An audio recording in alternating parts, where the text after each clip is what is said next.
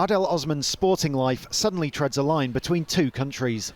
Until the overthrow of the Assad regime in Syria, his ultimate dream was to play for Sweden, after arriving here as a refugee 10 years ago.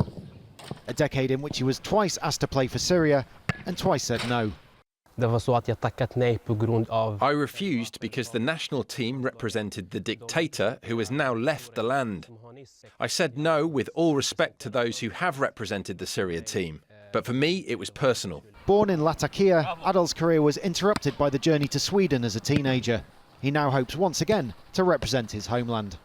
Adel Osman's hopes of playing for Syria come at a time when changes are already sweeping through a team that faced years of physical danger and political pressure under the Assad regime.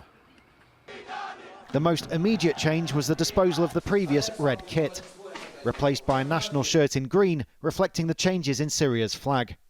For Adel Osman and his brothers, both changes mean a new relationship with home, after all three made a big success of life as refugees and now citizens. Mohamad Osman is the barber to the Sweden football team and intends to stay. I have my job here, many friends and many customers. It'll be great to go back and visit my family, but it's hard to leave everything I have here. The third brother Wedah has other plans. He started bodybuilding while in refugee housing and turned professional in Sweden, but longed to represent Syria.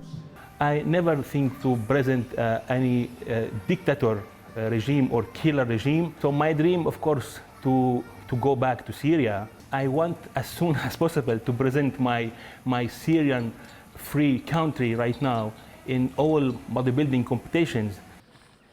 There was also a fourth brother. Mustafa was imprisoned in Syria and has not been found among those released in the past week. When the regime took him, he'd just got engaged. We believe that he has died in prison, like all of the others. Him. Whatever new lives and new hopes have been born out of Syria's tragedy, some things can never be regained.